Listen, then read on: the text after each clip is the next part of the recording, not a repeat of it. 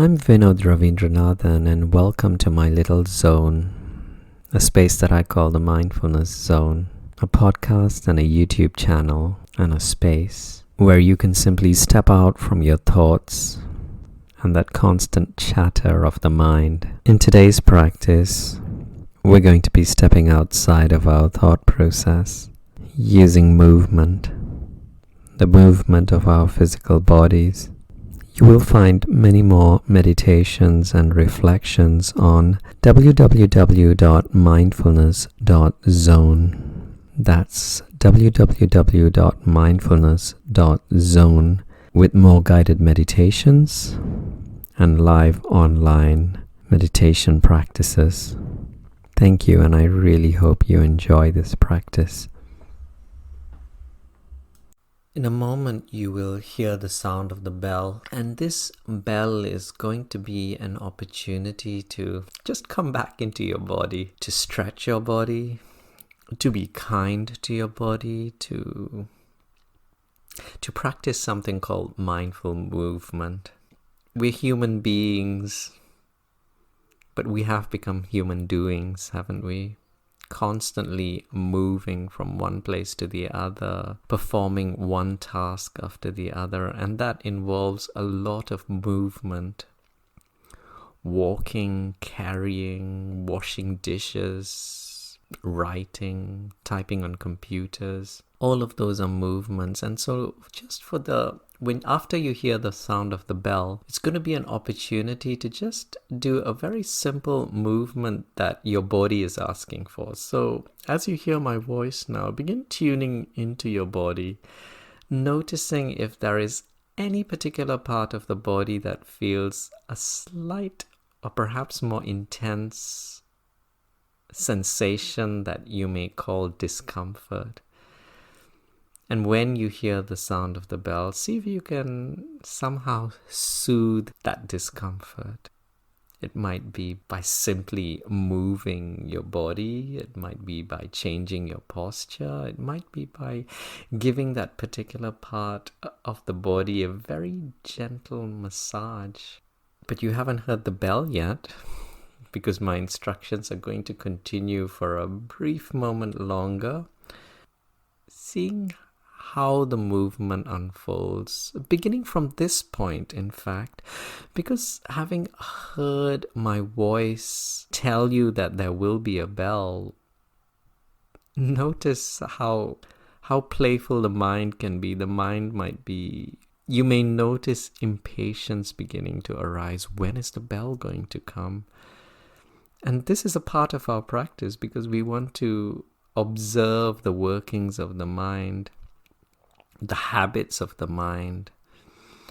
And so there's that expectation. And then when you hear the sound of the bell, see how much you are able to tune into the movement within your body. See to what level you are able to observe the unfolding of movement, which begins with an intention to move.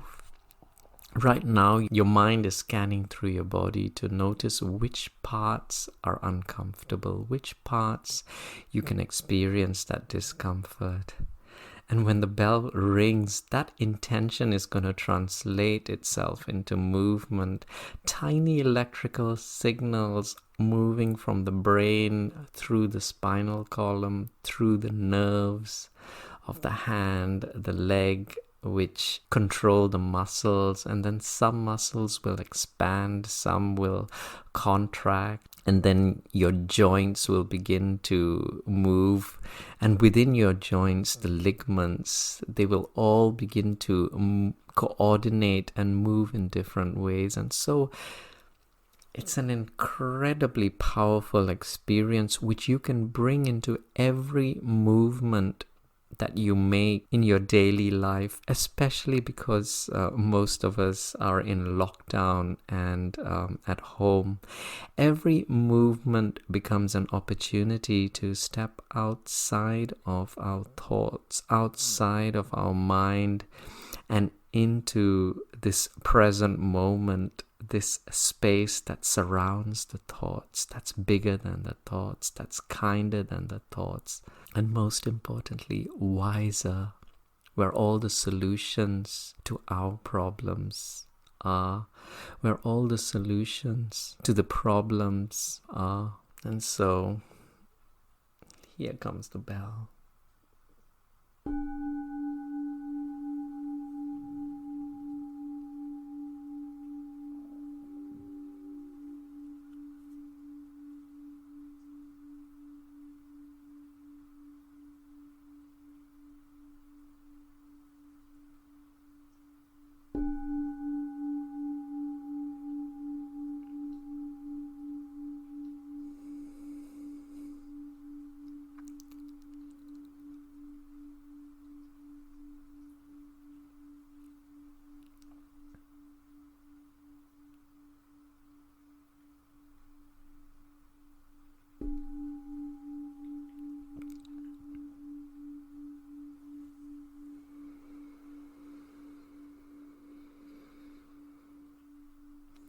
Some of you may have stretched and moved, and some of you may not have. And there is no right or there is no wrong. For those of you who didn't move, it would be very interesting for you to examine how comfortable you were, and that reluctance, that not wanting to spoil that stability and that comfort of being still.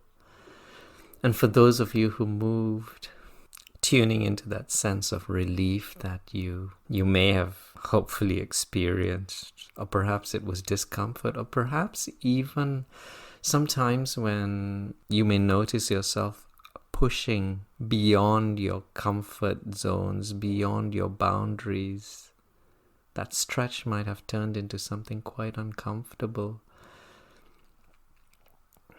But through that simple exercise, you learn so much about yourself. But most importantly, you remind yourself how simple it is to step outside of the thought process and align yourself with movement. Align yourself with that larger part of yourself through movement. And in these last few moments that we have together, I'll perhaps just say a few words about how movement can help us in our practice. When it comes to walking, tuning into the sensations that you can experience at the soles of your feet, how the points of contact shift from one part to the next and to the next, the heel to the mid part of the sole, all the way down to the front where the toes are, how the balance shifts in the body as the next foot moves forward, and the same process unfolds. I know it can be very overwhelming to believe that you have to be mindful the whole day. So a very nice way to begin is in the evening, particularly during that point before we go to bed. Set aside a little bit of time where you will switch off your phones and your digital devices and begin to tune into your bodies and into the movement. It will help you to have a much better rest during the night. And most importantly, it will slow down the momentum of the mind before you go to bed so that you wake up in a more quiet, still space, which in turn will lead you to a space where it will be so much easier to begin the morning. Because the more turbulent the mind is before we go to bed, that same momentum is picked up in the morning. And sleep is one of the greatest gifts we've been given, where the momentum is paused. It's like hitting a pause button on a busy movie. And so I would recommend, try it for tonight if you like. Create that ritual that you normally have before going to bed, where for most of us, it involves brushing the teeth. And so the brushing of the teeth can turn into a practice, a mindful movement practice, where as you make your way to the bathroom sink, you begin to tune into the soles of your feet, your hands, the movement as you make your way towards your toothbrush. And then visually you notice the color of your toothbrush, what it looks like, where it is, using your sense of sight as a doorway into the present moment. An opportunity to step outside of your thoughts and your mind. And then you notice the tap. Again, not taking any of this for granted. Running water, a gift that we have, which many people around the world do not have access to. A facility that emperors and kings and queens did not have a few hundred years ago, but something we've come to take for granted. And so we notice the finishing of the tap, the way it reflects light, its color, and then as we turn on the tap, what the water feels like, using your sense of touch through your fingers, letting the water run through your fingers, noticing the labels that the mind gives, the sensations that you are experiencing, warm water, too cold, too warm, not judging, but noticing. And when it comes to the experience of brushing your teeth, also noticing your ability to pick up your toothbrush, something which many people with spinal columns and motor neuron illnesses are unable to do. And so noticing the way in which your body has the ability to pick this object up and bring it towards your mouth. The taste, so much work went into the manufacture of the toothpaste and arriving at the taste that you get, that minty taste, sometimes perhaps even a little bit sweet, something maybe peppermint. So many different doorways allowing us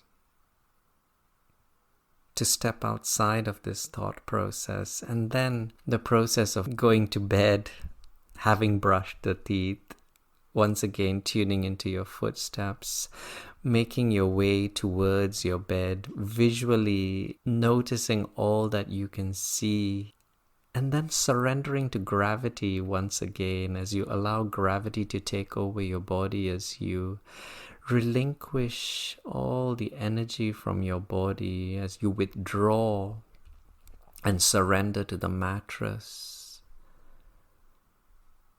As you rest upon the mattress,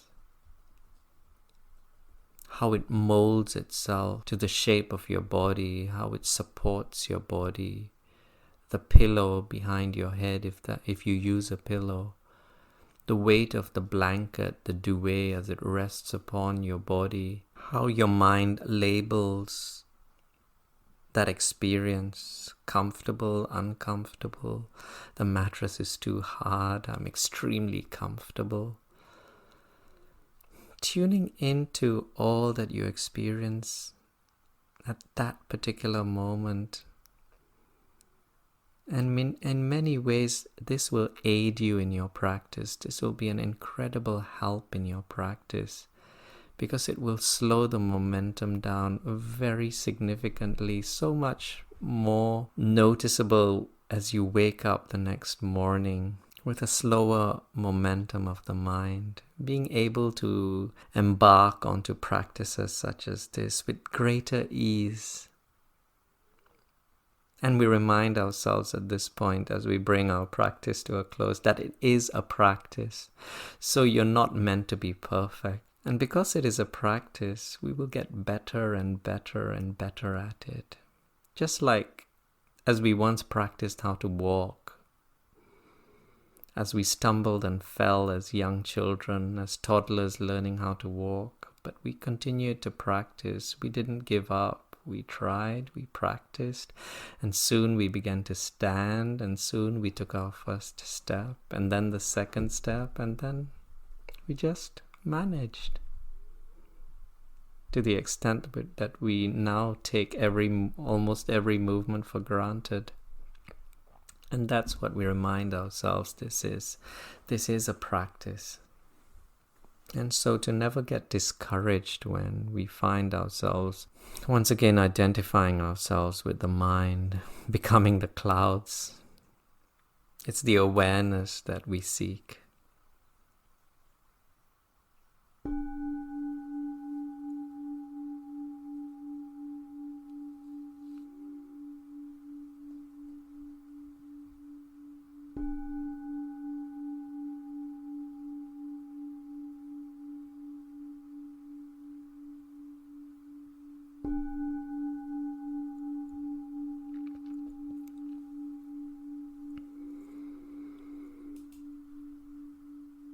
I just wanted to say once again, thank you so much for joining me in my practice, and I hope to see you sometime very soon. If you did enjoy this practice, please do visit www.mindfulness.zone and either join me in one of my live meditation sessions or subscribe to one of the podcasts or YouTube channels that you find there. Thank you and goodbye for now.